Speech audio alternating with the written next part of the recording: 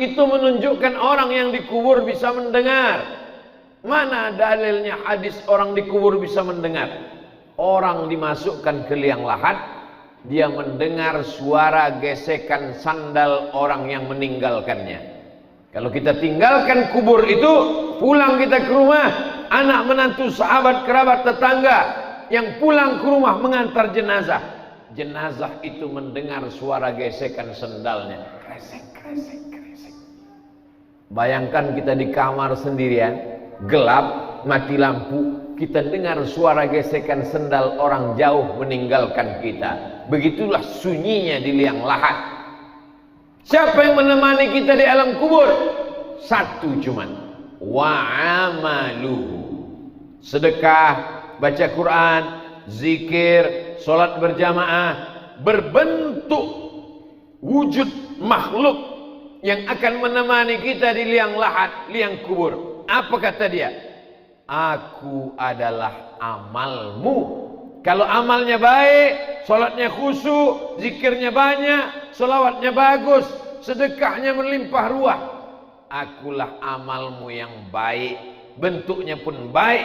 Tapi kalau dia mabuk, berzina, minum khamar, membicarakan aib orang lain, berbentuk makhluk yang jahat, yang buruk, yang jelek, yang menakutkan. Siapa engkau?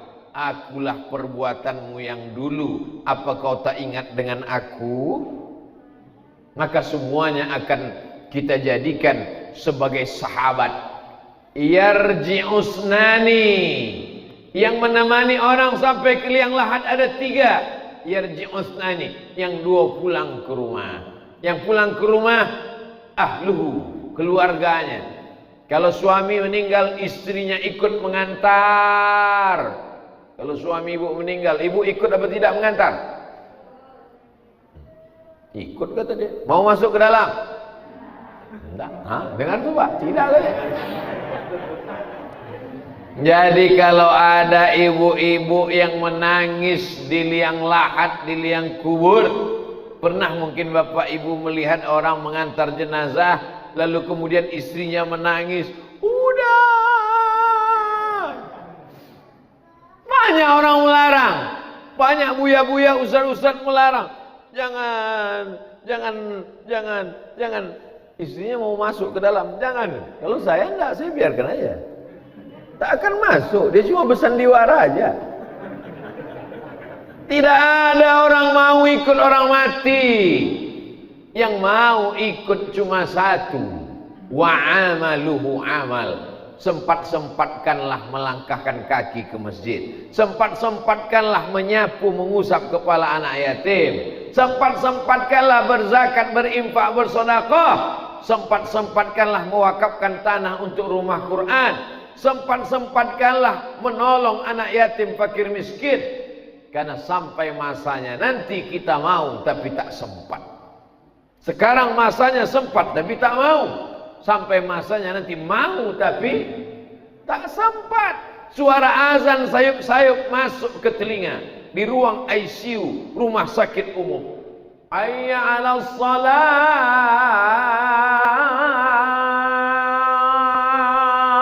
Mau ke masjid tapi tak mampu. Kaki terbaring. Kena penyakit apa? COVID-22. COVID-19 sudah lewat sudah. Bermutasi. Bermutasinya apa? Berkembang lebih canggih dari sebelumnya.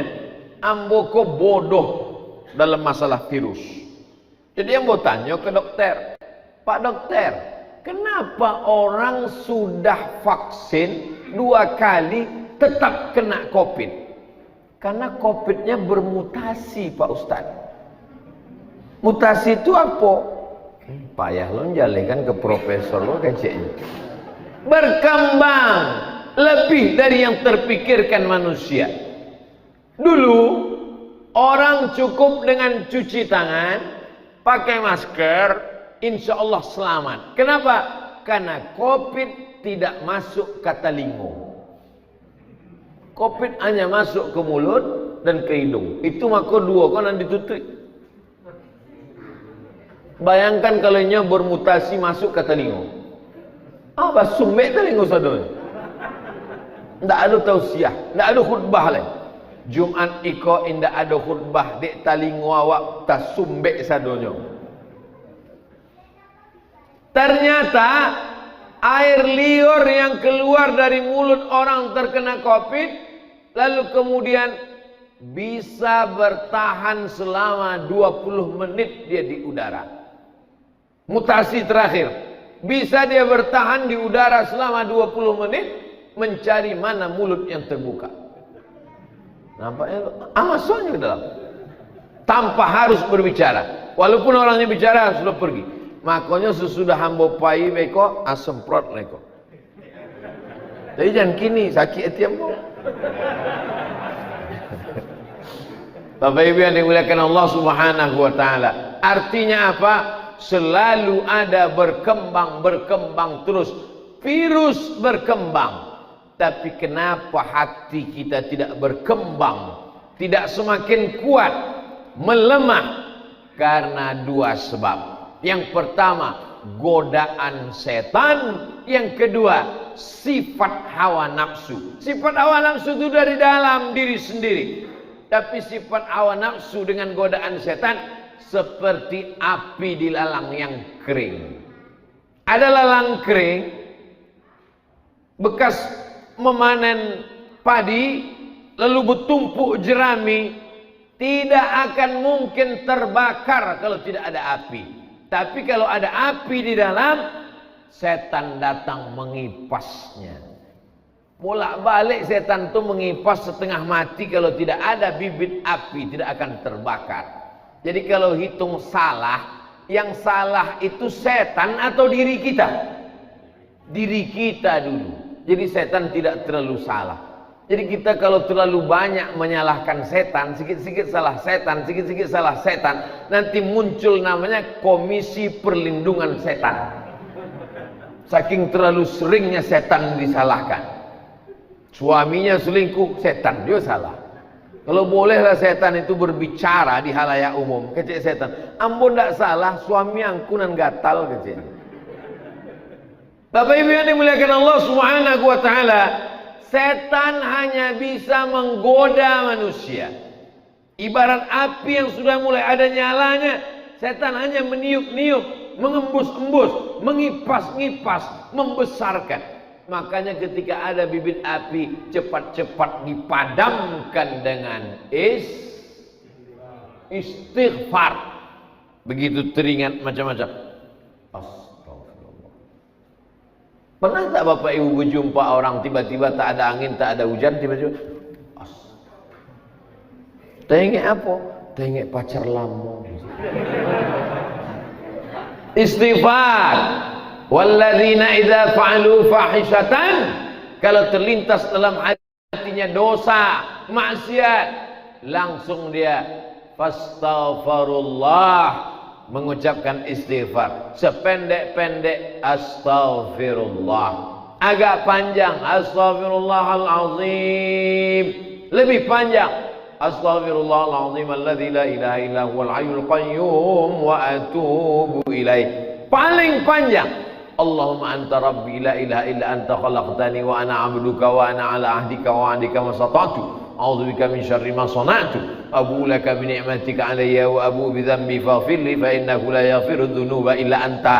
Namanya Sayyidul Istighfar, induk dari segala istighfar. Dibaca pagi, dijaga Allah sampai sore. Dibaca sore, dijaga Allah sampai malam. Dibaca tengah malam, dijaga Allah sampai subuh. Amalan-amalan ini adalah hisnul hasin, benteng.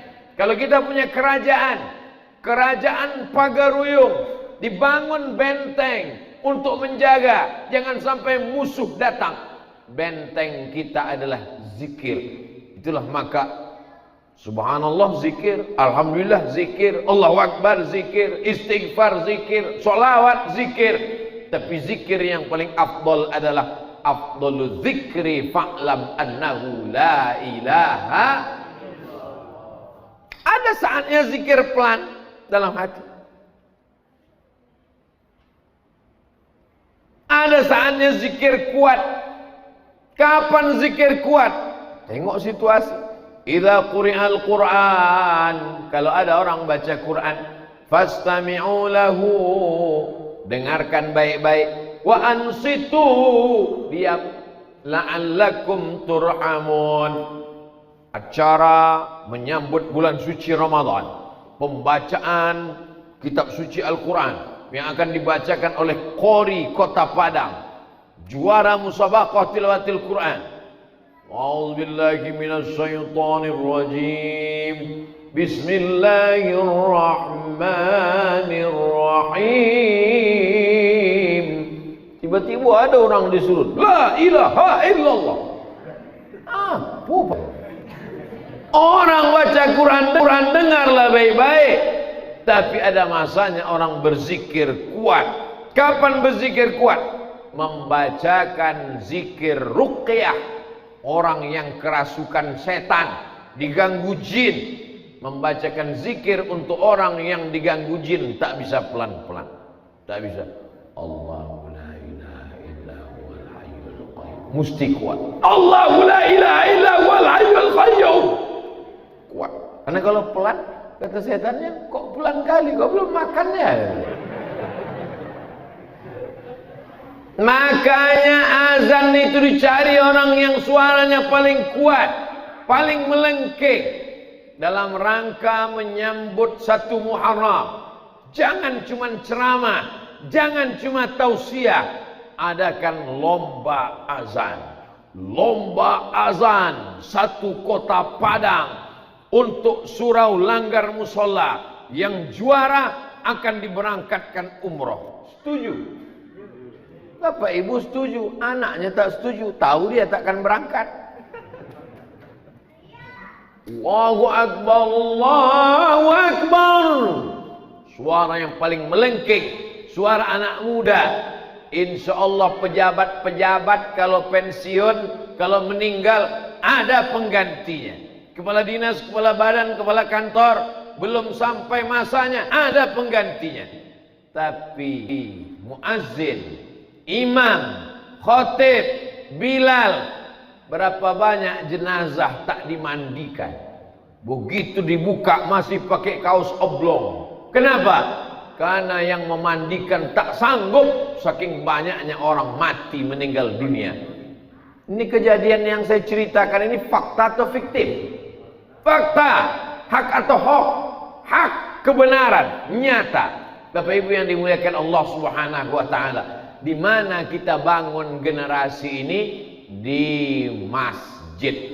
Mencari pemimpin di masjid, mendidik anak muda di masjid, pengajian tabligh akbar di masjid. Sekarang tak bisa lagi pengajian karena Covid, mesti protokol kesehatan, menjaga jarak, cuci tangan dan lain sebagainya, hand sanitizer, pakai masker, tapi tidak menutup kemungkinan untuk kita membuat majlis-majlis kecil, penyelenggaraan jenazah. Anak-anak ini bagaimana menanamkan sayang kepada bapak ibu. Anak-anak ini kalau tidak diajarkan tentang mati, mereka tidak sayang kepada ibu. Dianggapnya ibu ini akan hidup terus, dianggapnya bapak tak pernah mati. Padahal sampai masanya malaikat maut datang mencabut nyawa. Tak mempan kalau cuma nasihat. Kau baik-baik belajar nak, nanti mak mati, biar aja. Kau mesti baik-baik, nanti ayah kau mati, kau jadi anak yatim. Enggak apa-apa kata dia. Tapi dengan mengajarkan penyelenggaraan jenazah. Bapak-bapak, ibu-ibu yang punya anak di lingkungan musola kita, mari kita bawa anak-anak kita ke musola. Hari Ahad pagi libur sekolah, maka kita bawa. Untuk apa? Penyelenggaraan jenazah. Diajarkan dia bagaimana mulai talqin orang yang mau mati sakratul maut. Bisikkan ke telinga sebelah kanan, la ilaha illallah. Jangan sampai kita mau mati dihidupkannya TikTok. Jangan sampai kita mau mati diputarkannya lagu dangdut. Makku dulu kalau mau masak lagu dangdut kesukaan dia, ini mau sakratul maut, dengarlah mak. Apa yang selalu dia dengar, apa yang selalu dia tengok, itulah yang akan dia berikan kepada kita di saat akhir kita mau menutup mata, saat nyawa kita keluar mau menghadap Allah Subhanahu wa taala. Di mana kita didik ini? Di dalam masjid. Jadi masjid bukan sekedar tempat ibadah, ritual, sholat semata, pendidikan. Hari ini sekolah tak sanggup buka. Berapa banyak orang tua yang sudah meminta-minta, tak tahan, ingin anak-anak offline tatap muka. Tapi karena menjaga, apalagi sudah level 4, protokol kesehatannya mesti ketat, tak berani kepala sekolah, tak berani kepala dinas. Maka pendidikan non formal menjaga anak-anak, masjid menjadi tempat